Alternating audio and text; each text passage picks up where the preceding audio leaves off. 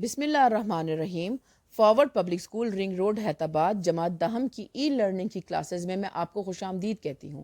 مضمون ہمارا اردو ہے، عنوان غزلیات ہیں ہماری، جس کے شاعر علی سکندر جگر مراد آبادی ہیں۔ یہ حصہ اول ہے جس میں آپ کو ان کی غزل نمبر 1 اور شاعر کا تعارف پڑھاؤں گی، اور میں آپ کی میم سمینہ ہوں۔ اب بچے آپ اپنی کتاب کا صفحہ نمبر 139 نکالیے۔ بچے غزل نمبر 1 کو پڑھنے سے پہلے ہم اس کے جو شاعر ہیں اس کے بارے میں پڑھیں گے۔ علی سکندر جگر مراد آبادی، ولادت 1890، وفات 1952۔ جگر مراد آبادی مراد آباد بھارت میں پیدا ہوئے۔ ان کے والد کا نام علی نظر تھا۔ ان کے دادا، والد، چچا اور بھائی بھی شاعر تھے۔ جگر نے میٹرک تک تعلیم حاصل کی۔ وہ اعلیٰ تعلیم یافتہ نہ تھے۔ اعلیٰ تعلیم یافتہ نہ تھے مینس کہ بہت پڑھے لکھے نہ تھے، لیکن فارسی بخوبی جانتے تھے۔ بہت اچھے طریقے سے فارسی زبان کو جانتے تھے۔ تلاش معاش کے سلسلے میں وطن سے نکلے۔ تلاش معاش سے مطلب ہے روزی روٹی کمانے کی وجہ سے، اور ایک طویل مدت تک آگرہ، گونڈہ، مین پور، لکھنؤ، الہ آباد اور بھوپال میں مقیم رہے۔ طویل مدت مینس کہ لمبے عرصے تک، ٹھیک ہے، مقیم رہنا، رہائش پذیر رہنا، وہ ان علاقوں میں بہت عرصے تک رہے۔ اسی دوران میں ان کی دوستی مشہور شاعر اصغر گونڈوی سے ہوئی، جو بعد میں رشتہ داری میں بدل گئی۔ پہلے تو ان کی ملاقات اصغر گونڈوی سے ہوئی اور پھر وہ لوگ رشتہ دار بن گئے۔ جگر اردو کے ان شاعروں میں شامل ہیں جن کو پڑھا بھی گیا اور سنا بھی گیا۔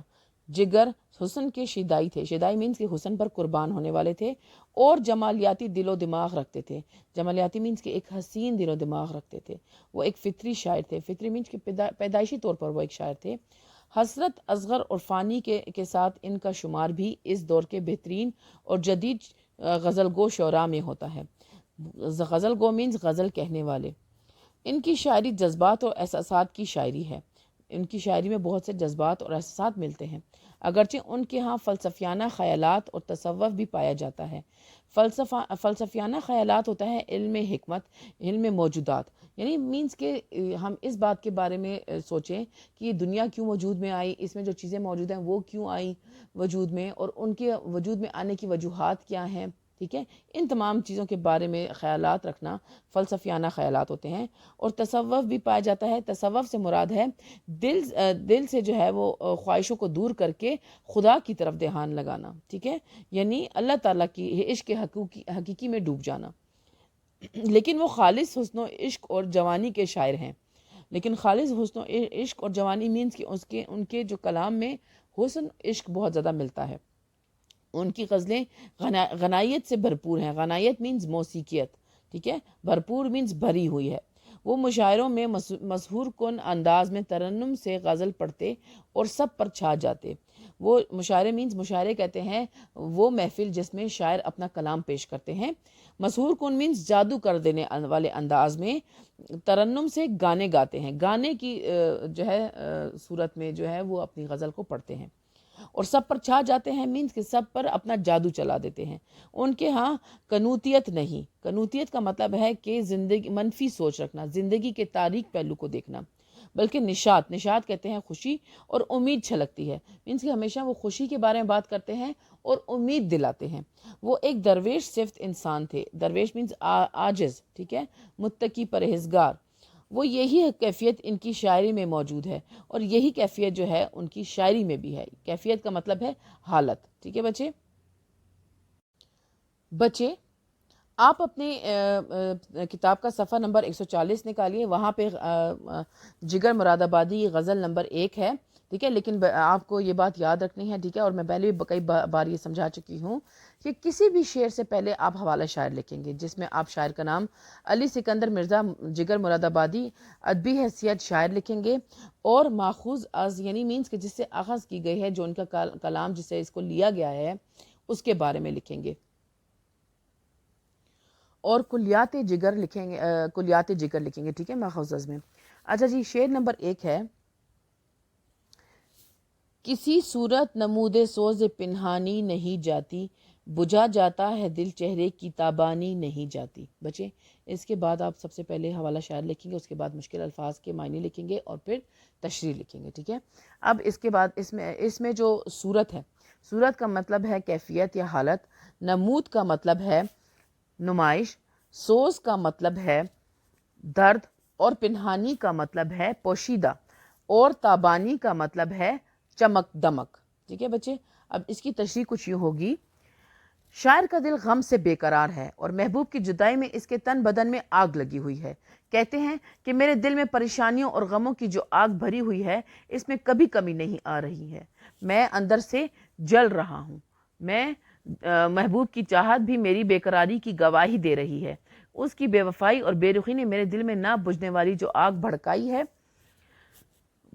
وہ کبھی ختم نہ ہونے والی ہے. میرا دل بجھ رہا ہے. دراصل اس شعر میں شاعر کہتا ہے کہ مجھے جو غم درپیش ہے میں چاہتا ہوں کہ دنیا سے اپنا غم چھپا لوں مگر عشق و مشق چھپائے نہیں چھپتے. میں جتنا بھی اپنا غم چھپانے کی کوشش کروں میرے چہرے سے لوگ میرے غم کا اندازہ لگا لیتے ہیں. شاعر اپنا غم عشق دنیا سے چھپانا چاہتے ہیں تاکہ محبوب کی رسوائی نہ ہو. شاعر کہتے ہیں کہ میرا دل تو بجھ رہا ہے مگر چہرہ ظاہری طور پر روشن اور چمکدار ہے. میں اپنے چہرے کو روشن اس لیے رکھنا چاہتا ہوں کہ کوئی میرے دل کے اندر کی جلن کو محسوس نہ کرے. عشق کب چھپتا ہے؟ اسے لاکھ چھپایا جائے مگر پھر بھی ظاہر ہوتا ہے. کسی شاعر نے کیا خوب کہا ہے، میں نے چاہا تھا چھپاؤں دل کی بات وہ میری نظروں کی ڈھب سے پا گیا. شعر نمبر 2. نہیں جاتی کہاں تک فکر انسانی نہیں جاتی مگر اپنی حقیقت آپ پہچانی نہیں جاتی. بچے اس کے بعد بھی آپ نے کیا لکھنا ہے؟ آپ نے حوالہ شاعر لکھنا ہے جس میں شاعر کا نام علی سکندر مرزا جگر مراد آبادی، ادبی حیثیت شاعر اور ماخوذ از کلیات جگر لکھنا ہے. ٹھیک ہے بچے. اس کے بعد آپ نے اس کے مشکل الفاظ لکھنے ہیں. مشکل الفاظ میں ہے فکر انسانی، اس سے مراد ہے انسانی عقل، اور حقیقت سے مراد ہے سچائی یعنی اپنے آپ کو پہچاننا. ٹھیک ہے. اچھا جی. اس کی تشریح کچھ یہ ہوگی کہ اس شعر میں شاعر نے انسانی عقل اور فکر کی داد دی ہے. کہتے ہیں کہ انسانی سوچ بلندیوں پر پرواز کر رہی ہے. انسانی سوچ کی بلندی کی کوئی انتہا نہیں. موجودہ دور میں انسان نے سائنسی ترقی تو بہت کر لی ہے لیکن اخلاقی ترقی پر ذرا بھی نہیں کی ہے اور کوئی توجہ بھی نہیں دی ہے. سائنسی ترقی نے کائنات کی مختلف اشیاء کے پوشیدہ راز ظاہر کر دیے ہیں. فکر انسانی ان مقامات تک پہنچ گئی ہے جن کے بارے میں قدیم دور کے انسان سوچ بھی نہیں سکتا تھا. لیکن انسان اپنی اصلیت کو پہچاننے میں ناکام رہا. حقیقت یہ ہے کہ اللہ پاک نے انسان کو اپنا خلیفہ بنا کر بھیجا، اس لیے اسے باوقار زندگی گزارنی چاہیے. شاعر کے کہنے کا مطلب یہ ہے کہ انسانی عقل نے ایسی چیزیں ایجاد کی جس کا پرانے وقتوں میں تصور بھی نہیں کیا جا سکتا تھا.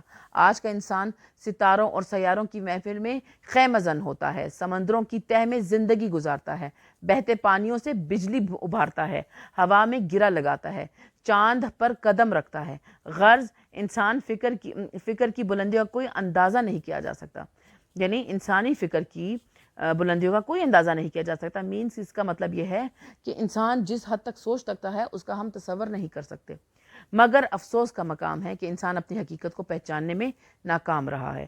وہ اخلاقی پستی میں گر رہا ہے. دنیا میں اس کے آنے کا غرض و غایت تو یہ تھا کہ وہ اللہ اور اس کے رسول صلی اللہ علیہ وآلہ وسلم کے احکامات کے مطابق زندگی بسر کرے گا مگر وہ اپنی زندگی کے مقصد سے کوسوں دور بھاگ رہا ہے. شاعر کہتے ہیں کہ حقیقت یہ ہے کہ اللہ پاک نے انسان کو اپنا خلیفہ بنا کر بھیجا، اس لیے اسے باوقار زندگی گزارنی چاہیے تھی. لیکن انسان اس شرف کو بھول کر درندہ بن جاتا ہے اور انسان کا خون بہاتا ہے، دوسرے انسان کا خون بہاتا ہے. کاش کہ اس میں اخلاقی ترقی بھی عمل پیرا آ جائے اس کی زندگی میں. شاعر اسی بات کی طرف توجہ دلانا چاہتے ہیں کہ ایک اور شاعر نے بڑی خوب یہاں پر بیان دیا ہے یا شعر بیان کیا ہے. ڈھونڈنے والا ستاروں کی گزرگاہوں کا اپنے افکار کی دنیا میں سفر کر نہ سکا، جس نے سوچ کی شعاؤں کو گرفتار کیا زندگی کی شب تاریک سحر کر نہ سکا. شعر نمبر 3. صداقت ہو تو دل سینوں سے کھنچنے لگتے ہیں وائز، حقیقت خود کو منوا لیتی ہے مانی نہیں جاتی. بچے آپ کو جیسے معلوم ہے ٹھیک ہے. اس کے بعد بھی آپ نے کیا کرنا ہے، حوالہ شاعر لکھنا ہے جس میں شاعر کا نام ٹھیک ہے اس کی ادبی حیثیت اور ماخوذ لکھنا ہے. اس کے بعد مشکل الفاظ کے معنی لکھتے ہیں. صداقت کا سے مراد ہے سچائی. دل سینوں سے کھنچنے لگتے ہیں سے مراد ہے تکلیف ہونا. اور وائز کا مطلب ہے نصیحت کرنے والا. حقیقت سے مراد ہے حق، اور منوا لیتی ہے سے مراد ہے تسلیم کروا لینا. ٹھیک ہے بچے. اور اس کی تشریح کچھ یوں ہے. اس شعر میں شاعر نے واعظوں یعنی نصیحت کرنے والوں پر تنقید کی ہے کہ واعظ خود تو باعمل اور دوسروں کو بے عمل سمجھتے ہیں، جبکہ حقیقت اس کے برعکس ہے. واعظ خود یا باعمل نہیں ہوتے. ان کی باتوں میں صداقت نہیں ہوتی، بلکہ ان کے قول و فعل میں تضاد ہوتا ہے. اس لیے ان کی نصیحت دل پر اثر نہیں کرتی. جس بات میں خلوص شامل نہ ہو اس کا اثر بھی نہیں ہوتا. جو بات حقیقت ہو وہ دل پر اثر کرتی ہے. رسول اللہ صلی اللہ علیہ وآلہ وسلم اور ان کے ساتھی کافروں کو اسلام کی دعوت دیتے تھے تو عمل سے ثابت کرتے تھے، اس لیے ان کی باتوں میں اثر ہوتا تھا. انبیاء کرام رضی اللہ عنہ اور صحابہ کرام رضی اللہ عنہ جو کچھ فرماتے پہلے خود اس پر عمل کرتے تھے. ان کی باتوں میں صداقت تھی، اس لیے لوگوں پر بھی بہت اثر ہوتا تھا. ان کے قول و فعل میں تضاد نہیں ہوتا تھا. اگر سچائی زبان پر لائی جائے تو سننے والے پر ضرور اثر کرتی ہے اور مخالفین کو اپنا ہم خیال بنا لیتی ہے. اسی لیے صوفیاء کرام ہندوستان آئے تو یہاں اسلام کا نور پھیل گیا، اس لیے کہ وہ خود نیک اور متقی تھے اور ان کی گفتگو میسر ہوتی تھی. یہی حقیقت شاعر بیان کرتے ہیں کہ اے واعظ، تیری تقریروں سے کوئی راہ راست پر نہیں آئے گا. ان کی قسمت بدلنے والی نہیں. تمہیں اپنے قول و فعل میں تضاد ختم کرنا ہوگا، تبھی لوگوں پر اثر ہوگا. اقبال اس بات کو انتہائی خوبصورتی سے بیان کرتے ہیں. نباتا ہے دل کو کلام خطیب، مگر سوز لذت سے ہے بے نصیب. شعر نمبر 4. جسے رونق تیرے قدموں نے دے کر چھین لی رونق، وہ لاکھ آباد ہو اس گھر کی ویرانی نہیں جاتی. بچے اس کے بعد بھی آپ نے یاد سے حوالہ شاعر لکھنا ہے. حوالہ شاعر میں شاعر کا نام، ادبی حیثیت اور ماخوذ لکھنا ہے. اس کے بعد مشکل الفاظ کے معنی لکھنے ہیں.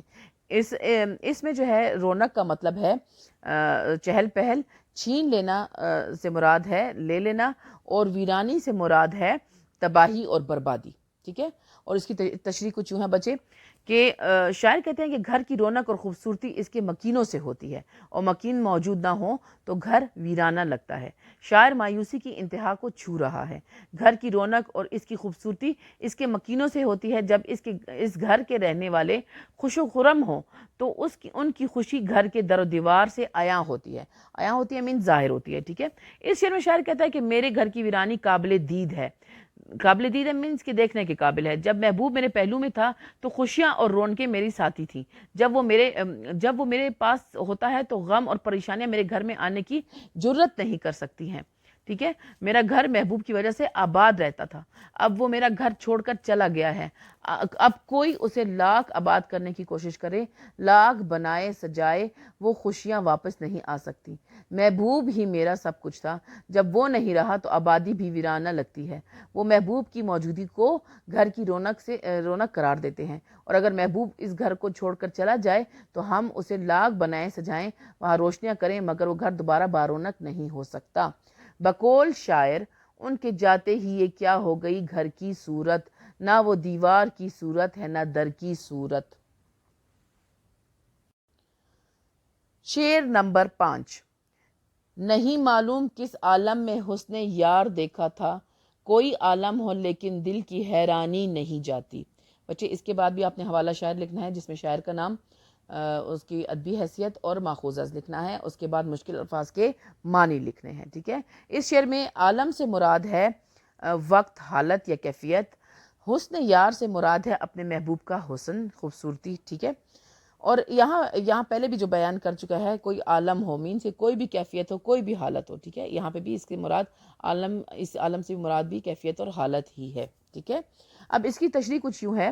اس شعر میں شاعر کہتا ہے کہ معلوم نہیں میں نے پہلی بار محبوب کو کب دیکھا تھا.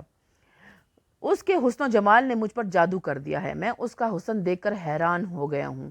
شاعر کہتے ہیں کہ نہ معلوم میں نے محبوب کے حسن و جمال میں کون سا کمال دیکھا تھا کہ اب تک حیران ہوں کہ میری حیرت ختم ہی نہیں ہوتی. انسان کسی انوکھی چیز کو دیکھ کر حیران رہ جاتا ہے. محبوب کے حسن و جمال کو دیکھتے وقت میرے دل کی حالت ہی کچھ اور تھی. اس کے حسن کا اثر اب تک محسوس کر رہا ہوں. اس دنیا میں خدا نے بہت ہی حسین و جمیل لوگ پیدا فرمائے ہیں. ان کا حسن انسان کو حیرت میں ڈال دیتا ہے۔ شاعر کا محبوب بھی حسن و جمال کا مجسمہ ہے۔ وہ کہتے ہیں کہ معلوم نہیں کہ جس وقت میں نے محبوب کو دیکھا وہ حقیقت تھی یا کوئی خواب تھا کہ اب تک اس کا اثر محسوس کر رہا ہوں۔ شاعر کہتے ہیں حیرانی میرے دل پر ایسے نقش ہوئی کہ کوئی بھی حالت ہو میری حیرانی نہیں جاتی۔ میں جب بھی محبوب کا تصور کرتا ہوں اس کا حسن مجھے حیران کر دیتا ہے۔ اس دنیا میں بہت سے حسین لوگ موجود ہیں مگر میرے محبوب کے حسن کا جادو مجھ پر چھا گیا ہے۔ بہادر شاہ ظفر اس مضمون کو کچھ یوں بیان کرتے ہیں: لے گیا چھین کے کون آج تیرا صبر و قرار، بے قراری تجھے اے دل کبھی ایسی تو نہ تھی۔ شعر نمبر 6۔ محبت میں ایک ایسا وقت بھی دل پر گزرتا ہے کہ آنسو خشک ہو جاتے ہیں طغیانی نہیں جاتی۔ بچے اس کے بعد بھی آپ نے سب سے پہلے حوالہ شاعر لکھنا ہے جس میں شاعر کا نام، ٹھیک ہے، ادبی حیثیت اور ماخوذ از لکھنا ہے۔ اس کے بعد آپ نے مشکل الفاظ لکھنے ہیں جس میں صرف ایک ہی ورڈ اس شعر میں پایا جاتا ہے، طغیانی، جس کا مطلب ہے سیلاب، ٹھیک ہے۔ بچے اس شعر کی تشریح کچھ یوں ہے کہ انسانی فطرت ہے کہ جب کوئی بڑا غم درپیش ہو جاتا ہے تو اس کی آنکھیں پرنم ہو جاتی ہیں، مینس کہ اس انسان کی آنکھیں پرنم ہو جاتی ہیں، آنسو بہنے لگتے ہیں۔ اگر کسی کو مسلسل غم کا سامنا رہے تو آخر آنسو خشک ہو جاتے ہیں مگر غموں کا سلسلہ ختم نہیں ہوتا۔ یہی کیفیت شاعر بتا رہے ہیں کہ محبت میں انسان کا دل پر ایک ایسا وقت بھی گزرتا ہے کہ جب روتے روتے اس کی آنکھوں سے آنسو خشک ہو جاتے ہیں۔ وہ رونا چاہتا ہے لیکن آنسو باقی نہیں رہتے۔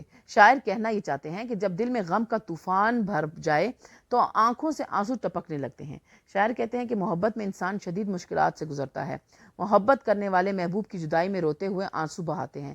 ان کا دل تڑپ رہا ہوتا ہے، گویا نزا یعنی مرنے کی سی حالت ہو جاتی ہے۔ اگر محبوب بے وفا ہو، عاشق کو تڑپاتا ہو تو ایسے حالات میں عاشق کی آنکھوں سے آنسوؤں کی لڑیاں جاری ہو جاتی ہیں۔ روتے روتے جب آنسو خشک ہو جاتے ہیں تو پھر بھی دل میں غم کا طوفان بھرا رہتا ہے۔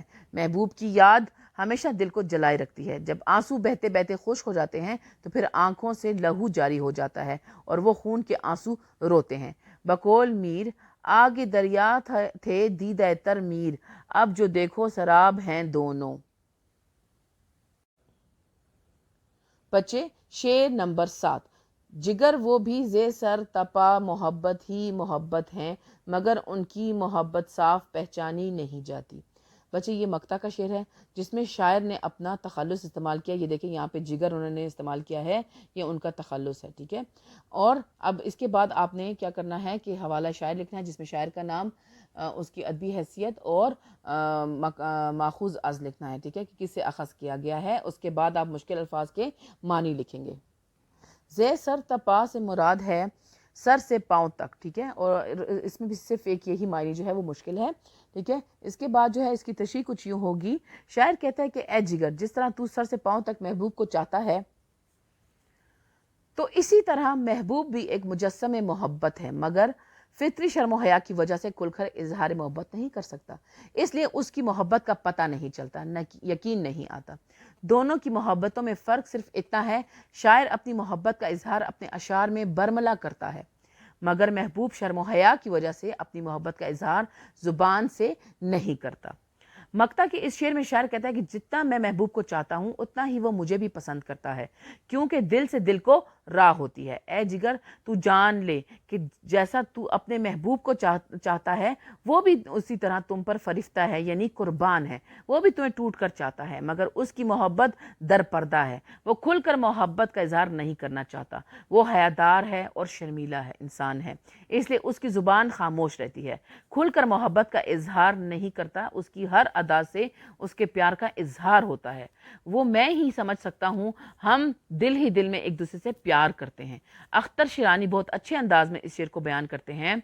اسے پھولوں نے میری یاد میں بے تاب دیکھا ہے، ستاروں کی نظر نے رات بھرے خواب دیکھا ہے، وہ شمع حسن تھی ہر صورت پروانہ رہتی تھی، یہی وادی تو ہے ہمدم جہاں ریحانہ رہتی تھی۔